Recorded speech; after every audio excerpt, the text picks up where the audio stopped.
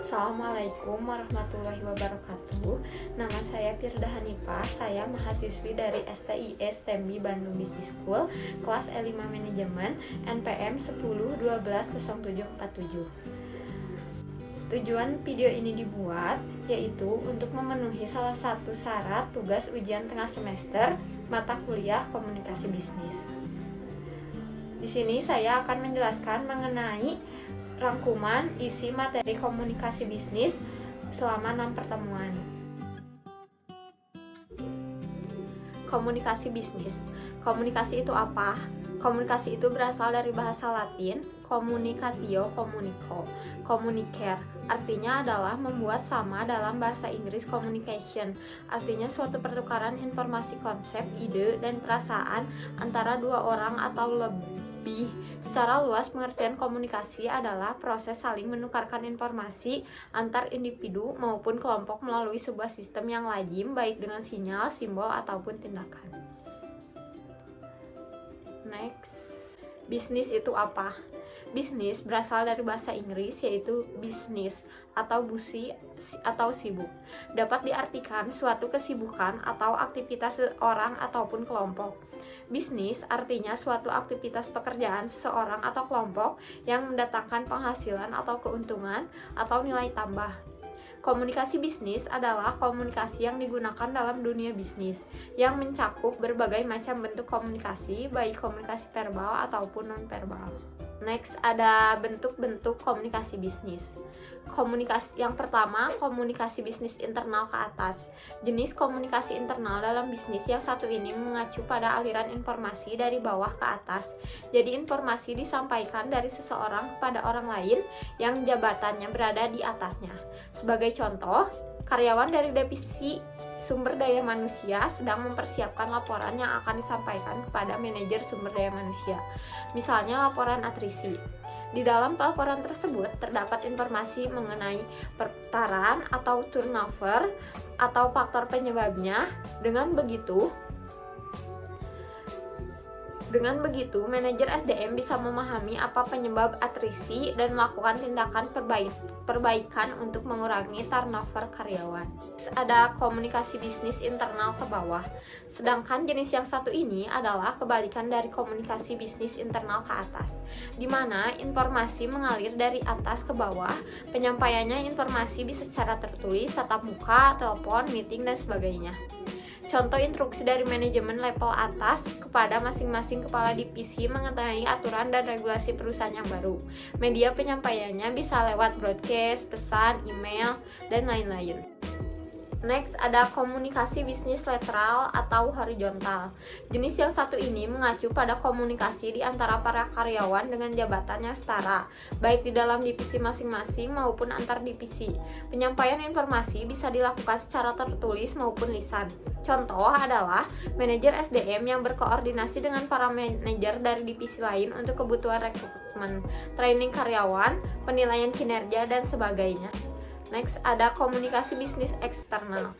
Yang berikutnya adalah komunikasi bisnis eksternal yang dilakukan untuk menyampaikan informasi kepada pihak-pihak eksternal yang ada di luar perusahaan.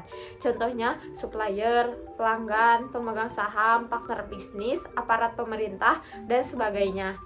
Contohnya, manajer purchasing berkomunikasi dengan vendor untuk bernegosiasi soal harga bahan baku, atau saat staf divisi penjualan berkomunikasi pelanggan dalam kegiatan penjualan barang dan jasa.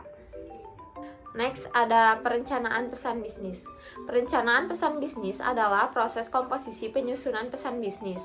Proses sendiri terdiri dari perencanaan tujuan audiens, ide, saluran pengorganisasian ide, membuat draft, merangkai kata kalimat atau paragraf, dan merevisinya. Kemudian di sini ada penulisan dan revisi. Pesan-pesan bisnis tertulis. Proses penulisan pesan-pesan bisnis dalam bentuk tertulis dimulai dari penulisan draft, selanjutnya penelaahan lebih lanjut dari sudut substansi suatu pesan maupun organisasi, gaya atau style, bahasa yang digunakan, susunan kalimat, mekanika, format, dan tata letak layout penulisannya.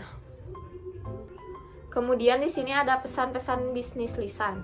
Sebagaimana pesan-pesan bisnis yang dilakukan secara tertulis, pesan-pesan bisnis yang disampaikan dalam bentuk lisan pun memerlukan pengecekan ulang, perbaikan atau pengeditan seperlunya, sehingga suatu pesan bisnis dapat dipahami audiens dengan baik. Pesan-pesan bisnis yang disampaikan secara lisan antara lain penyampaian pesan, pesan bisnis melalui rapat atau pertemuan bisnis, negosiasi dan presentasi bisnis. Kemudian di sini ada keterampilan merevisi. Menulis pesan-pesan bisnis sangatlah berbeda dan tidaklah semudah menulis pesan-pesan yang bersifat pribadi, yang dapat menulis tanpa membuat draft atau konsep terlebih dahulu. Dalam penulisan surat-surat bisnis, perlulah pemikiran tenaga dan waktu. Pesan-pesan bisnis mencakup tertulis dan secara lisan.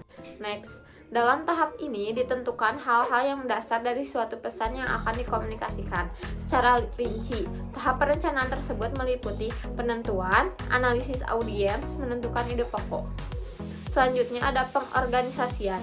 Setelah tahap perencanaan, selanjutnya ide atau gagasan dalam pesan tertulis. Pengorganisasian dan penyusunan dokumen dimulai dari penyusunan kata-kata, kalimat, paragraf, serta memilih ilustrasi yang akan digunakan untuk mendukung ide atau gagasan. Penulisan pesan. Komponen penting dalam penulisan pesan-pesan positif. Yang pertama, ide-ide pokok yang jelas. Kemukakan ide pokok di bagian awal penulisan pesan-pesan positif. Yang kedua, penjelasan rinci bagian tengah. Kemukakan penjelasan yang lebih rinci untuk mendukung ide pokok. Yang ketiga, penutup surat bagian akhir. Kemukakan pernyataan dan tindakan khusus yang diharapkan. Next, pengertian dan jenis ragam pesan negatif. Pesan negatif atau buruk atau bad news adalah pesan yang mempunyai dampak kurang menyenangkan bagi audiens.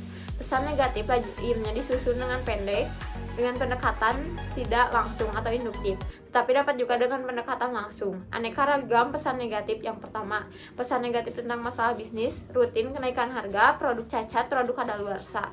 2. Berita negatif tentang pesanan, seperti tidak dapat memenuhi sebagian atau seluruh pesanan. Yang ketiga, berita negatif tentang orang, seperti menolak lamaran kerja, menolak memberikan rekomendasi. Yang keempat, bad news tentang penolakan, seperti penolakan kerjasama, klaim, undangan, permohonan kredit, dan lain-lain.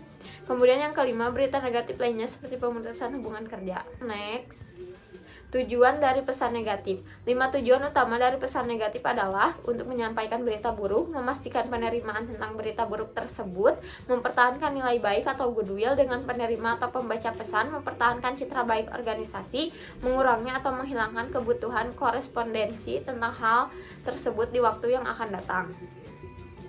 Next, menulis pesan negatif. Gunakan bahasa yang sopan dan kata-kata yang tidak biasa. Gunakan frase positif dalam pesan-pesan negatif.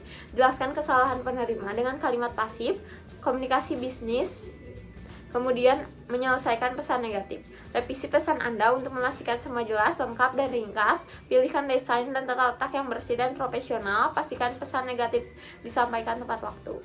Next, pesan persuasif adalah salah satu cara berkomunikasi dari mengirim pesan dan komunikan kepada penerima pesan atau komunikator yang mana memiliki maksud untuk mendorong atau memotivasi atau mengajak penerima pesan supaya menyampaikan ide yang dapat mempengaruhi pola pikir, logika, dan emosional. Dan sebagai output, komunikator melakukan sesuatu dengan sadar dan sengaja baik melalui pesan verbal dan non-verbal.